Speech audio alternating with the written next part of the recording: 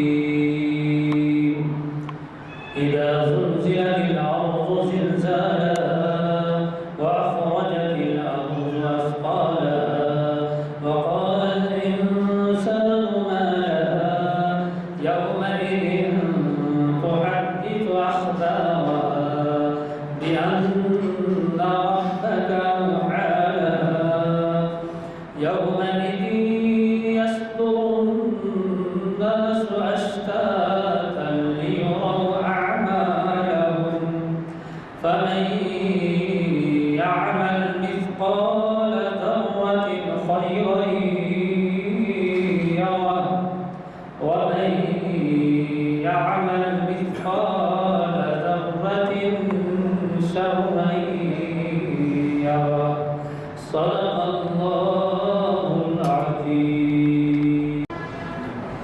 حضرات، اللہ کا لاکھ لاکھ شکر ہے آج ایک ایسی محفل میں بیٹھے ہوئے ہیں جس کو ایک عالم دین پروفیسر سید راشد نسیم ندوی صاحب مخاطب کر رہے ہیں. آپ کو تو پتہ ہے کہ علماء کی صحبت کے بارے میں کہا گیا ہے کہ 1000 سال 1000 گھنٹے بدرنگ اس کی عبادت کا جو ثواب ہے پل پل میں آپ حاصل کرتے ہیں جب آپ عالم کی صحبت میں بیٹھتے ہیں. حضرات، آج کی یہ محفل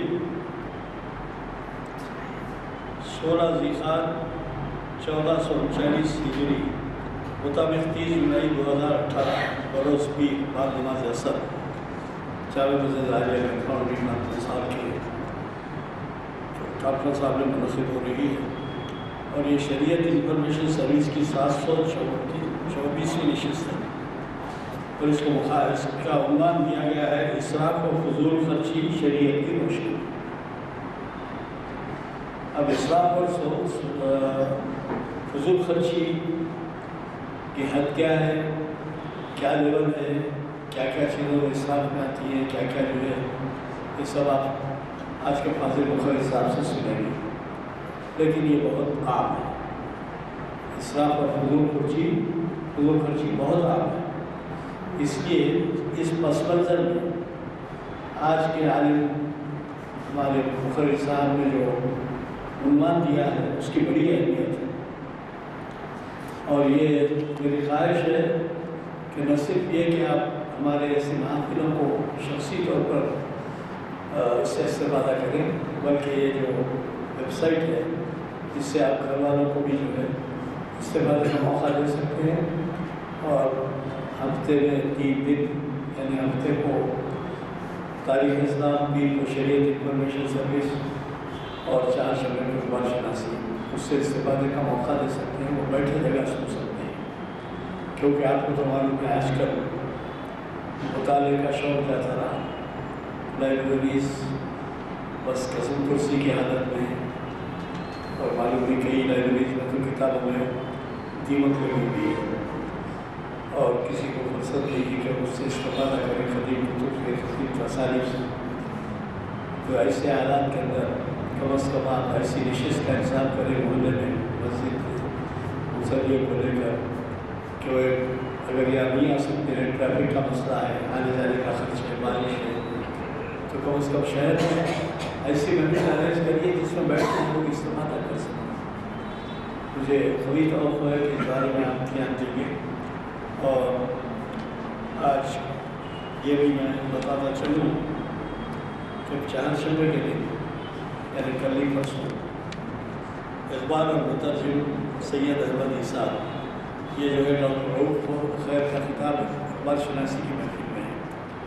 آپ کے اقبال شناسی کے محفل کے چرچے ساری دنیا میں ہو رہے ہیں اور میں اس وجہ سے آپ سے کہہ رہا ہوں کہ مجھے باتیں معلوم ہوتی ہیں تو میرا کام ہے آپ تک بھی پہنچانا. ایک صاحب نے کہا کہ صاحب اتنی محفلیں اقبال کی پاکستان میں بھی نہیں ہوئی. ایک صاحب نے کہا کہ امریکہ، کینیڈا یہ تمام جگہ پابندی سے سنے جاتے ہیں، اسی وجہ سے وہاں کے مخرر کیا مخاطبی کرتے ہیں. آپ کو معلوم ہے ابھی حال میں کینیڈا کے ہمارے مخرر صاحب اقبال شناسی کی محافل کو مخاطب کیا. تقی عابدی صاحب نے بڑے مقامی شہرت کے عامل ہیں. میں اب زیادہ وقت نہیں لیتا, صرف اتنا ہی عرض کروں گا کہ ایسی محفل میں ایسے باپ آئیں جو کہ نوجوانوں کو ساتھ دیتے ہیں تاکہ ان کو خصوصاً پرانے شہر میں جو لیبر چل رہا ہے آج کل, چبوترا آپریشن کے نام سے پولیس پکڑ رہی ہے نوجوان. اور پھر اتنی بات کئی دفعہ کہہ چکا ہوں کہ اخبار میں اگر آپ دیکھیں گے تو قتل, خون, غالب گری, دھوکہ دہی, زنا, خودکشی میں کیا جرائم جتنے انڈین پینل کوڈ میں ہو سکتے ہیں, قانون تعزیرات ہند کہتے ہیں انڈین پینل کوڈ, اس میں جتنے جرائم ہیں اس سے جرائم میں ہمارے نمائندے موجود اور بدقسمتی سے اس میں اضافہ ہی ہو رہا ہے لیکن کمی نہیں. پہلے کم از کم یہ ہوتا تھا کہ تمام جرائم کے بارے میں نیوز آتے تھے لیکن خودکشی کے بارے میں نہیں آتے تھے کیونکہ جانتے تھے کہ خودکشی حرام ہے. اب تو آپ دیکھ لیجیے خودکشی میں بھی کتنے مسلمانوں کے نام پتہ ہی نہیں ہو خودکشی حرام ہے, وہ معلوم نہیں, لہٰذا خودکشی نہیں کرتے. لہٰذا یہ محفل کا جو سلسلہ آپ کے تعاون سے آج اتنے عرصے سے جاری ہے, غبار شناسی کا 22 سال سے 14-15 سال سے شریعت کا, پھر تاریخ اسلام کا یہ جو سلسلہ جاری ہے اس کے استفادے کا آپ دیکھیے. آپ ایک ایک جو ہے میں یہ خوشی محسوس کرتا ہوں کہتے ہوئے کہ عام فہم جن کے ہوتے ہیں وہ لوگ کم ہیں لیکن ایسے لوگ زیادہ ہیں جو سمجھدار تعلیم یافتہ ہیں. ہماری سفیر بن رہی ہے اور ہمارے محفل کے جب پرچے آتے ہیں تو 15-15, 10-10, 20-20 لے کے تقسیم کریے. تبلیغ ہے, گھر بیٹھے تبلیغ, لوگ گھر بار چھوڑ کے جاتے ہیں, آپ ایک 10 پرچے لے کے مسجد میں تقسیم کریے, اعلان کریں, جمعہ میں اعلان کریں. تو بہرحال میں زیادہ وقت نہیں لینا چاہتا. آج کے فاضل مفیر صاحب کو ہم سننے کے لیے بے چین ہیں اور انہوں نے اتنا اہم عنوان دیا ہے اور کیا نمایاں طور پہ ان کے خیالات, ان کے بیانات, ان کے جو مضامین ہیں وہ اخبار میں شائع کیے جاتے ہیں. وہ خود انگلش فارن لینگویجز کی جو یونیورسٹی ہے اس میں بڑے عہدے پر عربی کے میں اس سے زیادہ آپ سے کچھ کہنا نہیں چاہتا. میں ان سے دعوت و خطاب دیتا ہوں شہر شریف پر تشریف لائے اور ہمیں مخاطب.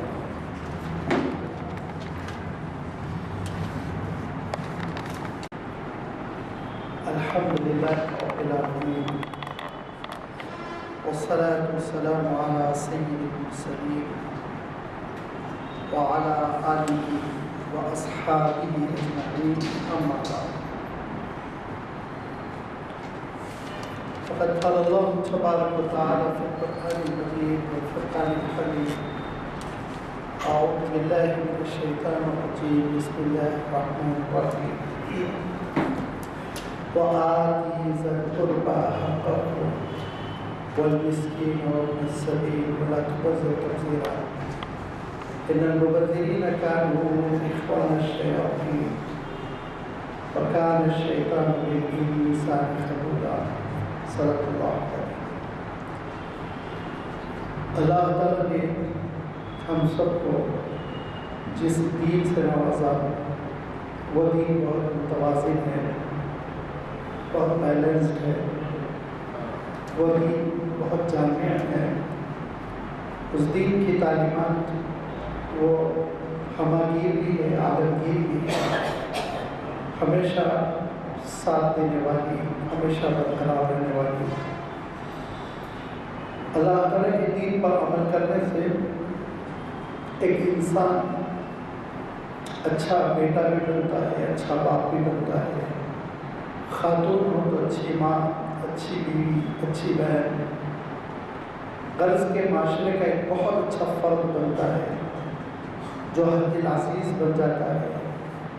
اسی لیے اللہ تعالیٰ نے قرآن پاک میں ارشاد فرمایا ان الذین آمنوا وعملوا الصالحات سیجعل لهم الرحمن ودا. بے شک وہ ایمان والے جو بھلائیوں پر عمل کرتے ہیں, عامل الصالحات, نیکیوں پر کاربند ہوتے ہیں, ان کے لیے رحمان دلوں میں محبت پیدا کر دیتا ہے. وہ دلوں میں محبت کا سبب ہی یہ جو مثالی انسان ہوتا ہے، سب کا خیر خواہ ہوتا ہے، سب کے حقوق ادا کرنے والا ہوتا ہے، جس کا اشارہ کرتے ہوئے سورہ بنی اسرائیل میں اللہ تعالیٰ نے ارشاد فرمایا وَآتِ ذَا الْقُرْبَى حَقَّهُ، قرابت داروں کا بھی حق ادا کرو، جو خونی رشتہ داریاں ہوتی ہیں ان کا پاس و لحاظ کرو۔ زیادہ تر انسان اپنی ڈیوٹی یہ سمجھتا ہے کہ وہ اپنے کنبے کی پرورش کرے، اپنے بال بچوں کی نگہداشت کرے، ان پر خرچ کرے، اور یہ مطلوب بھی ہے، لازمی بات ہے کہ اس سے کوئی انکار نہیں کر سکتا، نہ قرآن مجید انکار کرتا ہے، نہ شریعت اسلامی انکار کرتی ہے کہ اولین ذمہ داری اپنے بال بچوں کی ہوتی ہے، اپنی اہلیہ کی ہوتی ہے، اپنی ہوتی ہے، خود اپنے پر خرچ کرے۔ پھر اس کے بعد دوسرا حق جو عام طور پر لوگ فراموش کر دیتے ہیں، نظر انداز کر دیتے ہیں، وہ قرابت داروں کا ہوتا ہے، رشتہ داروں کا ہوتا ہے۔ آپ کے اپنے کزنس، آپ کی والدہ کے رشتہ دار، آپ کے والد کے رشتہ دار، پھر تیسرے نمبر پر خود آپ کے سسرالی رشتہ دار، اور اس میں ترتیب ہوتی ہے، لازمی بات ہے، کسی بھی انسان سے یہ مطالبہ نہیں کیا گیا کہ اپنے گھر پر جتنا تم خرچ کرتے ہو اتنا ہی اپنے غریب رشتہ دار پر بھی خرچ کرو، نہیں، یہ بھی مطالبہ کیا گیا۔ ان کا بھی ایک حصہ بنتا ہے تمہاری خوشیوں میں، تمہارے اخراجات میں۔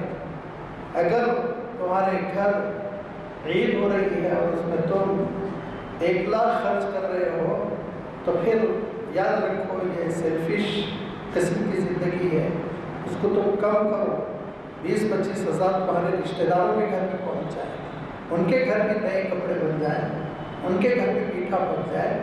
یہ اسلام نے تعلیمات دی۔ اب آپ ذرا غور کیجیے کہ آپ کی فیملی ایسی ہے حیدرآباد میں کہ آپ کے بڑوں سے، یعنی آپ کے والدین کے بھائی بہنوں اور آپ کے ننیال اور ددیال سے مرکب 10 گھر ہیں، ان 10 گھروں میں 6 گھر کھاتے پیتے ہیں، 4 گھر خوشحال نہیں ہیں، تندرستی کے شکار ہیں، اور ہر 6 گھر سے 5-5, 10-10% ان گھروں کو پہنچ رہا ہو تو وہ چاروں گھر بھی پھر خوشحال ہو جائیں گے، اچھے ہو جائیں گے اور ایک اسٹینڈرڈ مینٹین کرنے کے قابل ہو جائیں گے۔ لیکن ہمارے پاس ایسا نہیں ہوتا ہے۔ ہمارے یہاں عام طور پر غلطی ہوتی ہے کہ ہم بہت سیلفش ہو جاتے ہیں، اپنے آپ پر بہت زیادہ خرچ کرتے ہیں، دوسروں کو نظر انداز کرتے ہیں، وہ بہت بیکورڈ ہو جاتے ہیں، پھر رشتہ داریوں میں خلل آتا ہے، دشمنیاں پیدا ہوتی ہیں، حسد ہوتا ہے، پھر ہمارے گھر میں کوئی بیمار ہو جاتا ہے، لگاتار بیماری ہوتی ہے تو ہم سمجھتے ہیں کہ اس نے جادو کرا دی ہوتی ہے کیونکہ ہم لوگ کھاتے پیتے ہیں، وہ غریب ہے، اور دل میں غلط فہمی، اور پھر اس کے بعد سے معلوم یہ ہوا کہ عاملوں کے پاس جا رہے ہیں، جو پیسے رشتہ داروں کو دینا چاہیے وہ عاملوں کو دے رہے ہیں۔ خرچ تو ہو رہا ہے، اللہ تعالیٰ خرچ کرا کر چھوڑتا ہے، یاد رکھیے، لیکن صحیح مصرف میں نہیں خرچ ہوتا، غلط مصرف میں خرچ ہوتا ہے۔ اسی لیے اللہ تعالیٰ نے کیا ارشاد فرمایا کہ وآتی، عطا کرو، دیا کرو، ذل قربا، قرابت داروں کو، حق پاؤ، ان کا جو حق ہے، ان کے حق سے زیادہ نہیں کہہ رہے ہیں، 50-50 کرو، کبھی اللہ تعالیٰ نے نہیں کہا، لیکن 5واں حصہ 10-20% تو دینا چاہیے، یہ ارشاد فرمایا۔ اور ارشاد فرمایا والمسکین وابن السبیل، ناداروں کو بھی دو، غریبوں کو بھی دو۔ لازمی بات ہے، آپ کی آمدنی 1 لاکھ روپے ہے، آپ 80,000 اپنے گھر پر خرچ کر رہے ہیں، تو اس کا مطالبہ نہیں ہے کہ آپ 20,000 کسی نادار کو دے دیں، مسکین کو دے دیں، نہیں، آپ اس میں سے 10-15,000 اپنے رشتہ دار کو دیں گے، 2,000 1,500 آپ کسی نہ کسی مسکین پر خرچ کیا کریں، جو آپ کے آس پڑوس میں ہوں، جو آپ کے معلومات کے دائرے میں ہوں۔ وابن السبیل، کبھی کبھی ایمرجنسی پیش آئے تو کسی مسافر کی بھی مدد کر دو۔ یہاں آپ کے ذہن میں یہ سوالیہ نشان پیدا ہونا چاہیے، اور اگر نہیں ہوا تو میں اس سوال کو ریز کرتا ہوں، اٹھاتا ہوں۔ ہمارے پاس ابھی ایڈوکیٹ صاحب کہہ رہے تھے کہ پیشہ تدریس سے میں وابستہ ہوں، تو ہماری یونیورسٹیوں میں ٹیچرس کا کمال سمجھا جاتا ہے کہ اسٹوڈنٹس کے ذہن میں سوال پیدا کیا جائے، کیونکہ اس سے ان کی ذہانت بھی ترقی پاتی ہے اور اس کے علاوہ معلومات بھی بڑھتی ہیں، وسعت پیدا ہوتی ہے۔ تو سوال میں یہ پیدا کرتا ہوں کہ آدمی کما رہا ہے، ورکنگ ہے، اور کتنوں پہ خرچ کرے، رشتہ داروں پر، چچا غریب ہے ان پر بھی دینا ہے، ماموں غریب ہے ان پر بھی دینا، پھر اس کے پڑوس میں غریب ہے ان پر بھی دینا، پھر یہ کہا جا رہا ہے کہ کوئی مسافر مصیبت میں پھنسا ہوا ہے تو کچھ نہ کچھ اس کی بھی مدد کرو۔ دوسرے مقام پر یہ بھی ارشاد کرنا وَفِي أَمْوَالِهِمْ حَقٌّ لِلسَّائِلِ وَالْمَحْرُومِ کہ جو ہاتھ پھیلا رہا ہے تمہارے آگے اس کو بھی کچھ دو۔ لازمی بات ہے اس کو آپ 500 روپے کبھی نہیں دیں گے، 2 روپے ہی دیں گے، 1 روپیہ ہی دیں گے، لیکن دینا ہے۔ تو کتنا دیں اور کہاں سے لائیں اتنے پیسے کہاں سے لائیں؟ یہ سوال ہمارے ذہنوں میں جیسے ہی پیدا ہوا تو اللہ تعالیٰ نے ارشاد فرمایا وَلَا تُبَذِّرْ تَبْذِيرًا، سب کر سکتے ہو، شرط یہ ہے فضول خرچی نہ کرو۔ وَلَا تُبَذِّرْ تَبْذِيرًا، فضول خرچی نہ کرو۔ فرمایا ان المبذرین کانوا اخوان الشیاطین، فضول خرچی کرنے والے شیطان کے مسلک پر ہیں۔ ہم لوگ تو ذرا آسانی سے یہ عبارت کو ہضم کر لیتے ہیں، لیکن عرب تفسیریں اٹھا کر دیکھیے جیسے تڑپ گئے، ایسا لگا جیسے گالی دی گئی۔ اور لکھا ہے بعض عرب مفسرین نے کہ اس سے بڑھ کر کسی انسان کی بے عزتی کیا ہوگی کہ اس کو شیطان کا بھائی کہا جائے، شیطان کا بھائی کہا جائے۔ اور اس کی مثال دی کہ ایک شہزادے کو یہ کہا جائے کہ تو بھنگی ہے، اس کو کتنا برا لگے گا آپ سوچئے۔ ہو سکتا وہ کھل جائے غم میں، کیونکہ شہزادے کو یہ کہا جائے تم نے جو حرکت کی وہ تمہارے لیے مناسب نہیں تھی، تو اتنا تکلیف دہ جملہ نہیں، لیکن اس سے کہا جائے تو بھنگی بہتر نالی صاف کرنے والا ہے، تو جو اس کا احساس ہوتا ہے، جو اس کا معیار ہوتا ہے، اس معیار سے ذرا آپ سوچئے کتنی گری ہوئی بات ہوتی ہے۔ تو مفسرین نے لکھا کہ اس سے بڑھ کر کوئی عام کی بات نہیں ہے کہ اللہ تعالیٰ کہہ رہا ہے فضول خرچی کرنے والا شیطان کا بھائی ہے، اتنا کیا ہے مسئلہ ہے، ابلیس کا بھائی ہے۔ ان المبذرین کانوا اخوان الشیاطین، فضول خرچی نہ کرو۔ دوسری جگہ اللہ تعالیٰ نے ارشاد فرمایا سورۃ الفرقان میں کہ وَإِذَا أَنفَقُوا لَمْ يُسْرِفُوا وَلَمْ يَقْتُرُوا وَكَانَ بَيْنَ ذَلِكَ قَوَامًا، کہ اللہ کے نیک اور چہیتے پسندیدہ بندے جب خرچ کرنے کا معاملہ آتا ہے تو اسراف بھی نہیں کرتے، بخل بھی نہیں کرتے، بلکہ وہ میانہ روی اختیار کرتے ہیں، اعتدال۔ تو اب آپ کے سامنے یہاں پر اسراف کا لفظ بھی آ گیا، اور تبذیر جس کا ترجمہ فضول خرچی سے کیا جا رہا وہ بھی آ گیا، اور بخل کا بھی آ گیا ترجمہ، اور پھر میانہ روی اور اعتدال۔ 4 چیزیں اگر ہم سمجھ لیں تو اسلامی معیشت سمجھ جائے اور ہماری قومیں ترقی کر جائیں۔ سب سے پہلی چیز ہے اسراف، اور دوسری چیز ہے فضول خرچی جس کو قرآن مجید کی اصطلاح میں تبذیر کہا گیا ہے، وَلَا تُبَذِّرْ تَبْذِيرًا۔ اور تیسری چیز ہے وہ بخل، اللہ تعالیٰ نے بخل کی بھی خوب مذمت فرمایا، اس کو بھی ایک عام بتایا گیا۔ احادیث میں بھی اللہ کے رسول صلی اللہ علیہ وسلم سے ایک شخص نے کچھ زیادہ ہی مطالبہ کیا اور کہا کہ محمد بخیل نہ بنو، تو اللہ کے رسول صلی اللہ علیہ وسلم نے کہا خدا کی قسم میں بالکل بخیل نہیں ہوں، بخل کو میں پسند نہیں کرتا ہوں، اس کو دے دو جتنا مانگ رہا ہے دے دو، مگر بخل کا الزام میں اپنے سر نہیں لینا چاہتا ہوں۔ تو بخل، بخیل ہونا، اردو میں اس کا ہم ترجمہ کنجوسی سے کرتے ہیں، تو یہ بھی ناپسند کیا گیا۔ اور چوتھی چیز جو صفت پسند کی گئی ہے وہ اعتدال، میانہ روی۔ یہ 4 چیزوں کو اگر ہم سمجھیں تو انشاءاللہ یہ بہت سارے مسائل حل ہو جائیں گے۔ سب سے پہلا لفظ اسراف، عربی کا اسراف کے معنی ہوتے ہیں خرچ، اسراف کے معنی ہوتے ہیں ناجائز مدوں میں پیسہ خرچ کرنا، ناجائز مد میں جو چیز جائز نہیں ہے۔ اب اس کی میں لسٹ کیا بتاؤں، اب اس کی لسٹ جو مفسرین نے گنائی، جوا کھیلنے میں پیسے خرچ کرنا، آتش بازی میں پیسے خرچ کرنا، میوزیکل انسٹرومنٹس خریدنے میں پیسے خرچ کرنا، جو حرام کام ہے، ناجائز کام ہے، ان پر پیسے خرچ کرنا، یہ اسراف ہے۔ اور اسراف کے مرتکب کے لیے یہ کہا گیا کہ اللہ تعالیٰ نے جہنم کی آگ دہکا دی ہے، اس میں اس کو جھونکا جائے گا۔ اسراف کو بالکل پسند نہیں کیا گیا، لا تسرفوا، ارشاد فرمایا ہرگز تم کو اسراف کرنے کی اجازت نہیں۔ ان اللہ لا يحب المسرفین، اللہ تعالیٰ کی نگاہوں میں کبھی بھی اسراف کرنے والا پسندیدہ نہیں ہوتا۔ نمبر 2، فضول خرچی، جس کو قرآن مجید کی اصطلاح میں تبذیر کہا گیا ہے، جس کا میں نے آپ کے سامنے تذکرہ کیا سورہ بنی اسرائیل کی آیت ہے کہ وَلَا تُبَذِّرْ تَبْذِيرًا إِنَّ الْمُبَذِّرِينَ، تینوں لفظ یہ ایک ہی روٹ سے نکلے ہوئے ہیں، با ذا را، مبذرین، تبذیر، تبذر الگ الگ سیغے ہیں، اور اس کے معنی فضول خرچی کے ہیں۔ اس کا ترجمہ اور اس کا مفہوم یہ ہے جائز مد میں، جائز مد میں، وہ ناجائز کا یاد رکھیے اسراف میں، جائز مد میں ضرورت سے زیادہ خرچ کرنا، جائز مد، خرچہ جائز ہے ضروری، لیکن ضرورت سے زیادہ خرچ آپ کر رہے ہیں۔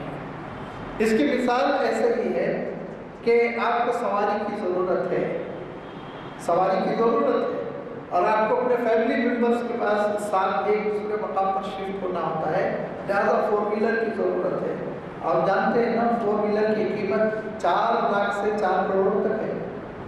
تو اگر ایک شخص جائز مد نہیں، لیکن ایک شخص ریاکاری کے لیے، فخر و مباحات کے لیے اور نام و نمائش کے لیے، نام و نمود کے لیے، اس کی کیپیسٹی تو تھی کہ بس وہ ایک 8-10 لاکھ کی کار خریدتا، لیکن لوگ اٹھا اٹھا کر قرضے لے لے کر وہ خرید رہا ہے 1.25 کروڑ کی گاڑی، 1 کروڑ کی گاڑی، 80 لاکھ کی گاڑی، جو آج کل آپ کو سڑکوں پر نظر آ رہی ہیں، بڑی بڑی انٹرنیشنل قسم کی کاریں۔ تو لازمی بات ہے یہ ہے دراصل فضول خرچی۔ اسی فضول خرچی کے سلسلے میں اللہ تعالیٰ ارشاد فرما رہا ہے لا تبذر تبذیرا، فضول خرچی نہ کرو۔ جب فضول خرچی نہیں کرو گے تو تم اپنے ماں باپ پہ بھی خرچ کر سکو گے، اپنے کزنس پہ بھی خرچ کر سکو گے، محلے کے غریبوں پہ بھی خرچ کر سکو گے، مسکینوں پر بھی خرچ کر سکو گے، یتیموں پہ بھی خرچ کر سکو گے، ناداروں پہ بھی خرچ کر سکو گے۔ فضول خرچی کی وجہ سے تمہارے لیے مصیبت ہو جاتی ہے۔ زندگی میں ہم فضول خرچی بہت کرتے ہیں، بہت کرتے ہیں، ہم غور نہیں کرتے۔ اب چشمہ ہے، یہ ایک مجبوری ہے، لگانا ہے، اور معقول قسم کا وہ آپ کو ایک 600-700 سے لے کے 2000 تک مل جاتا ہے، لیکن جب مجھے حیرت ہوتی ہے، سنتا ہوں جب نوجوانوں سے کہ ان کا چشمہ ڈیزائنر کا بنایا ہوا 24,000 کا ہے، 27,000 کا ہے، اور وہ کچھ لگ بھی نہیں رہا ہے۔ ہم جیسوں کو تو محسوس بھی نہیں ہوتا، ہو سکتا ان کو لگ رہا ہوگا خوبصورت، لیکن سوچ کیا کتنی بڑی فضول خرچی ہے۔ تم نے 1 مہینے کی تنخواہ اپنی پوری لگا دی چشمہ خریدنے پر، اینک خریدنے پر، تو تم اپنے والدین کو کیا دو گے؟ تو اپنی سوسائٹی کو کیا دو گے؟ اپنی سوسائٹی کے غریبوں کو کیا دو گے؟ عالم یہ ہے کہ ہمارا عالم تو یہ ہے کہ 300-400 میں اچھی چپل ہم کو مل جاتی ہے، خوشنما بھی لگتی پیروں پر، مگر جب ہم اپنے طلبا سے پوچھتے ہیں کتنے کا شوز ہے تو وہ بتاتے ہیں 7,000 کا ہے، 8,000 کا ہے۔ ارے اس میں تو سرخاب کے پر نہیں لگے ہوئے ہیں، ہیرے چاندی کیوں اتنا قیمتی؟ میں سر برانڈیڈ ہے، بڑی کمپنی کا ہے۔ یہ ہے فضول خرچی۔ جو کام آپ معقول انداز میں، اچھے انداز میں، میں ہرگز یہ نہیں کہہ رہا ہوں آپ اپنے معیار سے کمتر انداز میں کیجیے، نہیں، آپ کے اپنے معیار سے آپ کو کھانا کھانا ہے، ہوٹل جانا ہے، ہائیجینک ہوٹل، صاف ستھری صحت مند کھانے والی ہوٹل آپ جا کر اگر وہ 400-500 روپے میں ایک پلیٹ کھا سکتے ہیں، لیکن آپ فلک نما میں جا کر اگر 7,000 کی پلیٹ کھا لیں تو آپ فضول خرچی کر کر سینکڑوں غریبوں کے پیٹ کو مار رہے ہیں، پیٹ پہ لات مار رہے ہیں، اور پھر یہ ہے شیطان کی برادری کے لوگ۔ آپ آنے والی سوسائٹی میں یہ مصیبت ہو گئی، فضول خرچی۔ الحمدللہ ایک حد تک مسلمان اسراف سے بچتا ہے، بہت کم ہوں گے، اللہ تعالیٰ کو ہدایت دے، جو شراب خریدتے ہوں گے، جوا کھیلتے ہوں گے، اور ناجائز کاموں میں وہ ہزاروں سینکڑوں روپے لگا دیتے ہوں گے۔ اگر کچھ ہے بھی تو اللہ تعالیٰ ان کو فوراً ان گناہوں سے، ان حرام کاریوں سے بچا لے، لیکن فضول خرچی تو دیندار سے دیندار بھی کر رہا ہے۔ آپ شادیوں کو دیکھ لیجیے، معلوم یہ ہوا کہ شہروانیاں ہیں کہ خریدی گئی ہے ریڈی میڈ 20-20 ہزار کی، 8-8 10-10 شہروانیاں خرید لی گئی، لاکھوں روپے اس پہ خرچ ہو گئے۔ خواتین کے پاس معقول کپڑے ہیں اور سوٹکیس بھر کے، الماری بھر کے کپڑے ہیں، لیکن شادی کے موقع پر پھر لاکھوں روپے کے کپڑے خریدے گئے، اور معلوم یہ ہوا کہ हवाइयाँ उड़ने लगती है, समझ में नहीं आता क्या ये सही भी है या ये झूठ बोल रहे हैं कि मालूम ये हुआ एक एक जोड़ा 60-60, 70-70 हज़ार का है। अल्लाह अकबर। अब आप सोचिए एक घर में 10-12 जोड़े जब खरीद लिए गए होंगे और 60 लाख 70 लाख रुपए घर में खर्च कर लिए गए होंगे, तो क्या वो लोग सोसाइटी के को अदा करेंगे? अब होता क्या है? अब होता ये है कि शान में, झूठी शान में दिखावे के लिए जब ये करते हैं तो फिर नौबत किसकी आती है? नौबत उसकी आती है जिसका तज़किरा खुद रब्बुल आलमीन ने परवरदिगार में, जो हमारी दुखती हुई रगों से वाकिफ़ है, हमारी मजबूरियों से, हमारी कमज़ोरियों से, हमारी नफसानी ख्वाहिशात से सबसे वाकिफ़ है, उसने बड़े अच्छे अंदाज में ये बात इरशाद फरमाई। और इरशाद फरमाया कि वल्लज़ीना इज़ा आफ़क़ू लम युस्रिफ़ू व लम यक़्तुरू व कान बैन ज़ालिका क़वामा, कि देखो अल्लाह के नेक बंदे बहुत बयानरगी के साथ खर्च करते हैं। फरमाया जो इसराफ के साथ खर्च करता है, हद से आगे बढ़कर खर्च करता है, तो फिर उसका आलम ये होता है फ़तक़ूना मलूमन महसूरा। दो अल्फाज इरशाद फरमाए, मलूम लानत, मलामत का लफ्ज़ आपने सुना होगा, मलामत ही से मलूम का लफ्ज़ बना हुआ है। वो शख्स जिस पर लानत व मलामत की जा रही हो, मलूम का तर्जुमा उसके माने होते हैं, सूरतुल फुरक़ान की आयत देखिए और तर्जुमे देख लीजिए। मलूम के माने होते हैं वो शख्स जिस पर लानतान किया जा रहा। महसूरन, महसूर शख्स को कहते हैं जो तहीदस्त हो गया, दूसरों के आगे हाथ फैलाने के काबिल हो गया। लिहाजा बड़े ज़बरदस्त किस्म के लोन और सूदी कर्जे लिए जाते हैं शादियों के लिए, और फिर उसके बाद से तहीदस्त हो जाते हैं, खाली हाथ हो जाते हैं, मुसीबत आ जाती है, फिर खुद इधर उधर मांगते हैं, किसी तरह घर चलाते हैं, और बैंक से नोटिसें आ रही हैं, फाइनेंसर नोटिसें दे रहा है, लानत व मलामत हो रही सोसाइटी में। सब कह रहे हैं कर्जे लेके बैठा हुआ है, कर्जे लेके भाग रहा है, कर्जे लेके मुँह छुपा रहा है। लिहाजा ये कैफियत पैदा हो जाती है सिर्फ इसलिए कि फजूल खर्ची हमने की, फजूल खर्ची हमने की। दिखावे को जब हम निकाल कर फेंक देंगे और हम सिंपल लाइफ गुजारेंगे, इतनी पुरसुकून ज़िंदगी होगी, लोग हम पर रश्क करेंगे, फ़ख्र करेंगे। वो ख़ानदान देखो बहुत इत्मीनान के साथ रहता है, वो लोग देखो बहुत सुकून के साथ रहते हैं, उन लोगों को देखो ना बीपी है, ना उनको प्रेशर है, ना डिप्रेशन में जाते हैं, अच्छे खासे लोग हैं, ये मिसाल दिया करेंगे। लेकिन आप एक दिन एक महंगा ड्रेस पहन के उनके सेलिब्रेशन में शिरकत कर लें तो जलसी, हसद, आप शिरकत करके वापस आ गए, आप पर तबसरे हो रहे हैं कि इनको देखो कौवा चला, हंस की चाल अपनी चाल भूल गया, इनके पास कहाँ से थे इतने पैसे, किसी से मन कर पहने होंगे, यही तबसरे होंगे। ख़ासतौर पर ख़वातीन को ये बातें समझाने की ज़रूरत है कि जो सादगी में मज़ा है, अल्लाह के रसूल सल्लल्लाहु अलैहि वसल्लम इरशाद फरमाते हैं, दोहरा जोड़ा पहनने वाले पे अल्लाह की लानत। सहाबा ने कहा डबल कपड़े क्यों पहनेगा कोई? तो कहा नहीं, इसके माने ये कि लोगों को दिखाने वाला जोड़ा पहनना, ला इसे सौबजूरी फरमाया सल्लल्लाहु अलैहि वसल्लम ने, धोखा देने के लिए कपड़ा पहन रहा है, ऐसे लोगों पर अल्लाह की लानत। धोखा देने की कोई ज़रूरत नहीं, जो हमारा म्यार है म्यार है, जो हमारा पोजीशन है पोजीशन है। याद रखिए इंसान की जो अहमियत होती है उसके अंदरून की वजह से, उसकी रूहानियत की वजह से, उसके अखलाक की वजह से, उसकी तालीम की वजह से, उसके किरदार की वजह से। तालीम अगर आपकी आला है, किरदार बुलंद है, अखलाक अच्छे है, आपकी रूहानियत ठोस है, और आप 200 रुपये का जोड़ा पहन के लोगों के सामने जाएंगे, पूरी पूरी मजलिस आपके लिए खड़ी हो जाएगी, पूरी पूरी मजलिस आपके लिए खड़ी हो जाएगी।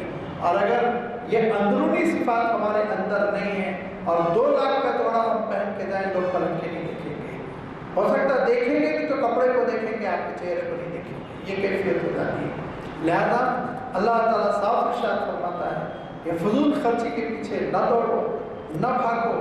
याद रखो फजूल खर्ची करने के बाद तुम्हारा आलम ये हो जाएगा थके हारे लानत व मलामत के साथ, और तहीदस्त होकर खाली हाथ होकर बैठे रह जाओगे, कोई पूछने वाला नहीं होगा, इंतजार की जिंदगी। अब इसके बाद बखल है। बखल की तशरीह है, बखील कंजूस किसको कहेंगे इस्लामी इस्तिलाह में। हमारी इस्तिलाह में तो हमको जो दावत नहीं देता वो बखील, लेकिन इस्लामी इस्तिलाह में बखील वो है जो नेकी के कामों में पैसे खर्च करने से हाथ रोके। وَلَا تَبْسُطْهَا كُلَّ الْبَسْطِ شَاءَ اللہ تعالیٰ ارشاد فرماتا ہے اپنے ہاتھوں کو ایسے کاندھے میں نہ لٹکا لو بند کر کے کہ اس کو تم کھول ہی نہیں رہے ہو، خرچ ہی نہیں کر رہے ہو. لہذا بخیل اس کو کہتے ہیں نیک کاموں میں، والدین کی خدمت کے لیے، ان کے علاج کے لیے، پڑوسیوں کے لیے، مصیبت زدہ لوگوں کے لیے، جہاں جہاں نیکی کا کام ہو رہا وہاں کچھ پیسے اگر خرچ ہو رہے تو وہ شخص بخیل ہے. اس کو کبھی بخیل نہیں کہیں گے. اگر وہ اپنی جان پر خرچ نہیں کرتا اور بھوکا رہتا ہے لیکن نیکی کے کام میں وہ خرچ کر رہا ہے تو تب بھی اس کو آپ بخیل نہیں کہیں گے، قربانی کہیں گے، ایثار کہیں گے. اور یہ صحابہ کا مزاج تھا کہ خود ساری تکلیفیں اٹھا لیتے لیکن دوسروں کی تکلیف برداشت نہ ہوتی. تو بخیل کے معنی ہوتے ہیں نیکی کے کام میں ہاتھ روک لینا، ایک پیسہ نہ دینا. عالم یہ ہے کہ ابھی آپ پان کے ڈبے پر رکے اور آپ نے 25 روپے کا پان اپنے دانتوں تلے دبا لیا، گاڑی آگے بڑھی، گڑیا مانگنے کے لیے آئی اور 1 روپیہ دینے کے بجائے 2 روپیہ دینے کے بجائے جھٹکار رہے ہیں، ڈانٹ رہے ہیں اور اس کو ذلیل کر رہے ہیں. اور یہ کہ تھوڑا بہت اگر وہ گڑیا کو تو کیا کہیں گے، لیکن اگر عمر اتنی زیادہ بڑھاپے کی نہیں ہے تو کہیں گے خود کما کے کھاؤ، کیوں ہاتھ پھیلاتے ہو. اللہ کے رسول صلی اللہ علیہ وسلم کو کیا حکم ہوا، اللہ کے رسول کو حکم کیا ہو رہا ہے، ذرا غور کیجیے. اللہ تعالیٰ ارشاد فرماتا ہے اما السائل فلا تنہر، اے نبی آپ کو اس بات کی اجازت نہیں ہے کہ ماننے والے کو آپ جھڑکی دیں. رسول کو خطاب ہو رہا ہے. ذرا سوچیے اما السائل فلا تنہر. ہمارے بچپن میں تو کلچر تھا، وہ کلچر ایسا تھا کہ جب کوئی مانگنے والا آ جاتا اور دینے کی کسی وجہ سے گنجائش نہ ہوتی تو بہت ہی نرمی بلکہ ایک حد تک ایک لطافت سے کہتے تھے شاہ صاحب معاف کر دیجیے، شاہ صاحب معاف کر دیجیے. یہ ایک لب و لہجہ تھا، یہ اسلامی تربیت تھی، اسلامی ثقافت تھی، اسلامی ذوق تھا. لہذا غریبوں کو چھڑکنا اور ان کو ذلیل کرنا اور کچھ نہ دینا یہ بالکل اسلامی تعلیمات سے میل نہیں کھاتی. 1 روپیہ 2 روپیہ دے دینے میں کیا جاتا ہے یار، آپ کی جیب میں کیا کمی آئے گی، لیکن اس کے خزانے میں بہت اضافہ ہوگا. 2 روپے اس کے لیے بہت ہے، 3 روپے اس کے لیے بہت ہے. اور بعض لوگ یہ کہتے ہیں، عام طور پر یہ مسئلہ پوچھا جاتا ہے کہ یہ پیشہ ور ہوتے ہیں، گداگر ہوتے ہیں اور یہ پیشہ بنائے ہوئے ہیں، اس طرح سے اس پیشے کو اپریشیٹ کرنا اور اس کو دیکھیے اللہ تعالیٰ نے اس کے دین میں اور اللہ کے رسول نے جو ہم کو تعلیمات دی وہ یہ کہ تمہارا کام یہ ہے کہ مانگنے والے کو تم کچھ نہ کچھ دے دو. ہاں، مانگنے والے کی تربیت کرتے ہوئے اللہ کے رسول صلی اللہ علیہ وسلم نے ارشاد فرمایا تم جب تک کہ شدید ضرورت نہ مانگو، اگر تم بغیر ضرورت مانگو گے تو اللہ تعالیٰ کے دربار میں قیامت کے دن تمہارے چہرے کا گوشت وہ نوچا ہوا ہوگا، ہڈیوں کے ڈھانچے کے ساتھ پروردگار کے دربار میں حاضر ہو گے. لہذا اس کی تربیت الگ کی گئی، ہماری تربیت الگ کی گئی. اب ہم لازمی باتیں کرنے کے قابل نہیں ہوتے. بعض لوگ یہ بھی کہتے ہیں وہ تو اصلی مسلمان نہیں ہوتے، برقع پہنتے ہیں، ٹوپی پہن. چھوڑیے، اگر وہ برقع پہن رہا ہے، ٹوپی پہن رہا ہے تو جادو وہ ہے جو سر چڑھ کر بولے. وہ دیکھیے اعتراف کر رہا ہے کہ یہ دین ہے جس میں انفاق ہے، اسی لیے اس دین کا حلیہ اختیار کرو، اس دین کا حلیہ اختیار کرو، اور اس دین کا حلیہ اختیار کرو گے تو یہ اللہ والے دیں گے، تم کو دوسری قومیں نہیں دیں گی. یہ تو اعتراف کر رہا ہے ہماری خوبی کی. کیا ہمارا جا رہا ہے روپیے 2 روپیے میں، کہاں ہم کتنے پیسے خرچ کرتے ہیں. ذرا آپ سوچیے اپنی خواہشات میں، تفریحات میں ہم جاتے ہیں. ہوٹلوں کا عالم کیا ہو گیا. اور بچپن میں زیادہ تر کیفے ہوتے تھے تو اس میں چائے ملتی تھی، اور ایک مدینہ بلڈنگ میں ہوٹل اور ایک افضل گنج میں ہوٹل. ہوٹلوں کا یہ نظام نہیں تھا، خواتین ہوٹلوں کو ہرگز نہیں جاتی تھی. آج آپ دیکھیے بھیڑ ہے. چلے جائیے یوسف ٹیکری، وہاں مجمع لگا ہوا ہے اور لاکھوں روپے کی خرید فروخت ہو رہی ہے. اللہ دے رہا ہے، کھاؤ پیو خوش رہو. لیکن جب ہم اپنی خواہشات پر ہزاروں روپے کے بل ادا کرتے ہیں، 2 روپے 3 روپے غریبوں کو دینے میں کیوں کتراتے ہیں، کیوں باہر نہیں کرتے. لہذا بخیل اس کو کہتے ہیں جو نیکی کے کام میں خرچ نہ کرے. جو انسان نیکی کے کام میں اس تقاضے کے مطابق خرچ کرے، جو انسان اپنے کنبے کی پرورش کے لیے ضرورت پر خرچ کرے، جو انسان قرابت داروں کے حقوق ادا کرے، جو انسان مسکینوں، ناداروں، بیواؤں، پریشان حال لوگوں کی کچھ نہ کچھ مدد کرے، وہ میانہ روی پر ہے، وہ میانہ روی پر ہے، وہ اعتدال پر ہے۔ اور اللہ تعالیٰ فرماتا ہے کذالک جعلناکم امۃ وسطا، یہ امت کو ہم نے میانہ روی والی امت بنایا، اعتدال والی امت بنایا۔ جب آپ خرچ کرنے کے مینجمنٹ کو ٹھیک ٹھاک کریں گے، ہمارے مسلمانوں کا عادت یہ ہے کمانے میں بہت اچھے ہیں ماشاءاللہ، اچھا کماتے ہیں، محنت کرتے ہیں، حلال آمدنی، اور کوئی بری بات نہیں، بہت اچھی بات ہے کہ اچھی بڑی ملازمتیں کرتے ہیں، کمانا، انکم یہ بہت اچھی ہے، لیکن ایکسپینڈیچر کا مینجمنٹ نہیں ہے ہمارے پاس۔ زیادہ ایک گھر کے لیے کتنا خرچ ہونا چاہیے، تعلیم کے لیے کتنا خرچ ہونا چاہیے، غریبوں کے لیے کتنا خرچ ہونا چاہیے، مذہبی کاموں کے لیے کتنا خرچ ہونا چاہیے، علاج وغیرہ ایمرجنسی کے لیے کتنا اٹھا کر رکھنا چاہیے، یہ نہیں، سب ایک ہی غلہ ہے۔ اور شادی آ گئی غلہ خالی ہو گیا، بیماری آ گئی غلہ خالی ہو گیا۔ ایکسپینڈیچر کا جو مینجمنٹ ہے وہ مسلمانوں میں بالکل نہیں ہے۔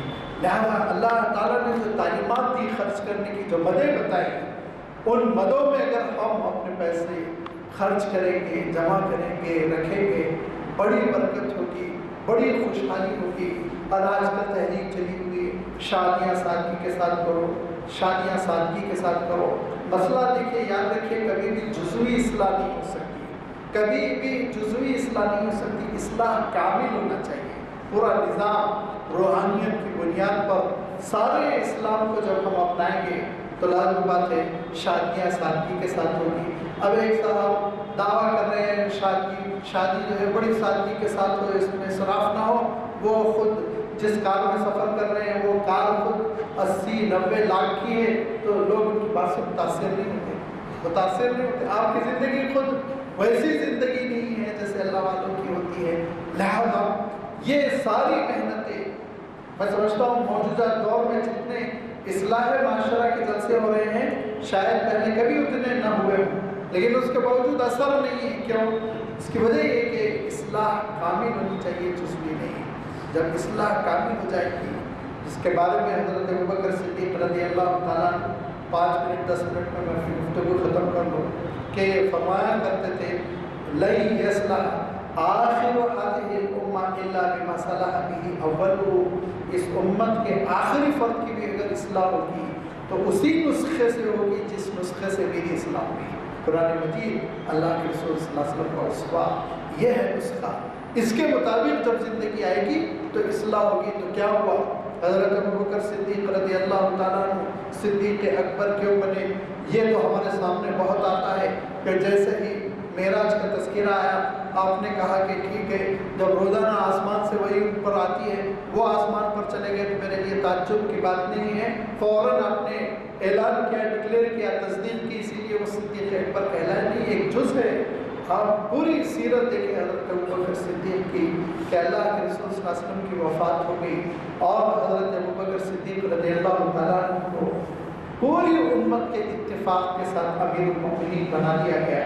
تو حضرت ابوبکر صدیق نے دیکھا کہ اتنی بھاری ذمہ داری ہے، اتنی بھاری ذمہ داری کہ 24 گھنٹوں میں سے 20 گھنٹے لگ رہے ہیں، آرام کا وقت نہیں مل رہا، تو تجارت میں کیسے کروں؟ مسلمانوں کو فوراً بلایا، جو مشورہ دینے والے تھے، عشرہ مبشرہ تھے، اکابر صحابہ تھے، ان کو جمع کر کے کہا مسلمانوں، مسجد نبوی پارلیمنٹ ہوا کرتی تھی، اس میں صحابہ کو جمع کیا، کہا کہ مسلمانوں میں ایک اچھی تجارت کرتا تھا، کامیاب تجارت کرتا تھا، لیکن تم لوگوں نے اتنی بڑی ذمہ داری عالم اسلام کی مجھ پر ڈال دی کہ اب میرے پاس 1 منٹ بھی نہیں رہ گیا کہ میں اپنی شخصی نجی زندگی کے لیے کچھ کروں، لہٰذا میں کیسے کروں، میرا گھر کیسے چلے؟ تو صحابہ نے مشورہ کیا، کرنے کے بعد کہا بیت المال سے آپ کو اتنی تنخواہ ملے گی، بہت معمولی سی، ضرورت بھر جس سے گھر میں روٹی پک جائے، بس اس سے زیادہ نہیں۔ حضرت ابوبکر صدیق نے کہا ٹھیک۔ اس کے بعد تقریباً 8-10 مہینے گزر گئے، گھر چل رہا ہے، ضرورت بس پوری ہو رہی ہے، اور سبھی اس میں صحابہ تھے، کوئی شکوہ شکایت کا مسئلہ ہی نہیں، کہ آپ کی اہلیہ محترمہ کہتی ہے کہ مجھے ایک میٹھا کھانے کا چیز چاہ رہا ہے۔ اس کے لیے مثال کے طور پر آپ یوں سمجھ لیجیے، آج کل کی کرنسی میں بات کر رہا ہوں، اس زمانے میں چاندی کے دینار وغیرہ چلا کرتے تھے، اس کے لیے کہا کہ 100 روپے کی ضرورت ہے۔ تو حضرت ابوبکر صدیق رضی اللہ تعالیٰ عنہ نے کہا وہ تو تمہیں بچتے ہی نہیں، میں کہاں سے دوں گا؟ نہیں بچتے ہو اتنے پیسے، میں کہاں سے دوں گا؟ کیسے آپ میٹھا پکائیں گے؟ تو کہا اچھی بات ہے، کوئی بات نہیں۔ لیکن تیسرے چوتھے مہینے حضرت ابوبکر صدیق نے دیکھا دسترخوان میں وہ میٹھا آیا، وہ میٹھا آ گیا۔ تو حضرت ابوبکر صدیق رضی اللہ تعالیٰ عنہ کھا لیتے، ہو سکتا ہے کہیں تحفے میں آیا ہو پڑوسیوں سے، ہو سکتا گنجائش نکل آئی ہو، لیکن آپ نے تحقیق کی، بلایا، کہا کہ میٹھا کیسے نظر آ رہا ہے دسترخوان میں، ضرورت سے زیادہ چیزیں کیسے بن گئی؟ تو آپ کی السلام علیکم حضرات، سالانہ خطاب کے بعد تو کچھ کہنا مناسب نہ ہوگا، صرف اتنا ہی کہوں گا کہ جن واقعات کا ذکر بخاری صاحب نے کیا ہے اس سے ہم سبق لیں تو کوشش کریں کہ ہماری عملی زندگی میں ہم اپنے آپ کو اس طرح سے ڈھال سکیں۔ آپ نے 2-3 باتوں کا ذکر کیا، فضول خرچی کا۔ فضول خرچی کی تازہ مثال کا ذکر معلومی مسئلہ لکھی ہے کیا ہے کہ نام جو آئے ہیں اخبار میں وہ عرب نام، اور پھر چالن کہتا ہے کہ برہنہ ناچ، پڑھے ہوں گے آپ کو اخبار میں کہ پولیس کیس کر دی ہے اس کے اوپر کہ آپ کے شادی یا مجھے معلومی چوتھی کی ولیمہ تھا، اس میں برہنہ ڈانس کروایا گیا۔ تو وہ برہنہ ڈانس کیا تعریف ہے، کیا برہنہ کتنا تھا وہ مجھے معلوم نہیں ہے، لیکن یہ کہ کیس بن گیا اور پولیس جو ہے رجوع ہو چکی۔ یعنی ہماری فضول خرچی کا یہ عالم ہے کہ کل تک تو گناج گانے اور اس کے اوپر ہی تھا مگر یہ چالن کیا پکڑے رات کو گئے نہیں اخبار میں ذکر 3-4 آدمی اس سے سب کا ہو گیا ہے۔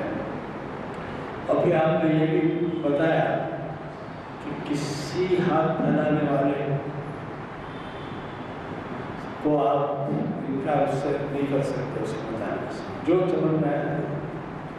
تو مجھے آپ زیادہ ایسے بہتر جانتے ہیں، شاید حدیث ہے یا کسی بزرگ کا کہنا ہے یا کیا ہے مجھے معلوم نہیں ہے، لیکن یہ کہ اگر وہ گھوڑے پر سوار آ کر کے آئے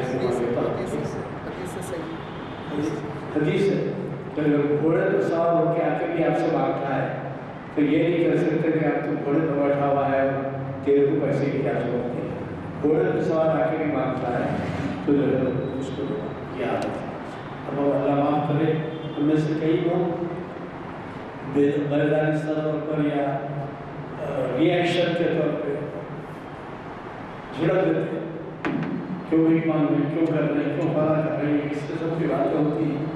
آپ نے جیسے کہا بھائی آپ سے جو کچھ ہو سکتا ہے وہ اللہ معاف کرے، اگر وہ غلطی کر رہا ہے یا وہ کچھ منشیات کھانے پینے کے لیے دے رہا ہے، جیسا آج کل گٹکا ممکن ہو، اس کے لیے آپ بتا رہا ہوں، آپ کو نہیں معلوم ہے۔ آپ کا کہنا یہ ہے کہ آپ کو تفصیل میں جانے کی ضرورت نہیں، جو ہاتھ پھیلایا اور پھیلایا اس کا اگر تحقیق ہو جائے کہ وہ حرام دے گا تو مت دیجیے، غلط بات۔ ہاں، یعنی آپ کا کہنا یہ ہے کہ اگر آپ کو یہ معلوم ہو کہ یہ فلاں علت میں مبتلا ہے اور اس کے لیے پیسہ مانگ رہا ہے تو آپ کہنا کہ آپ اس سے انکار کر سکتے ہیں۔ بہرحال باتیں بہت سی ہیں، اللہ تعالیٰ کا شکر ہے کہ ہم کو ایسی صحبت نصیب ہوئی جس میں ہمیں کئی سے اب آج کے نوجوان باخت نہیں ہے اور پھر نوجوان اس طرح توجہ نہیں کرتے، کچھ سیکھیں گے، کچھ بولیں گے۔ اب وہ اس سے پہلے بھی آپ سے کہہ چکا ہوں کہ ہم نے سروے کیا ہے دینی تعلیم کا ہے مدارس، وہ دینی تعلیم نہیں ہونے کی وجہ سے جو حالات ہو رہے ہیں وہ سب آپ جانتے ہیں۔ تو میں دعا ہو چکی ہے، لہٰذا بہتر کی برخاست کی ہے، 4 شب یہ ضرور تشکیل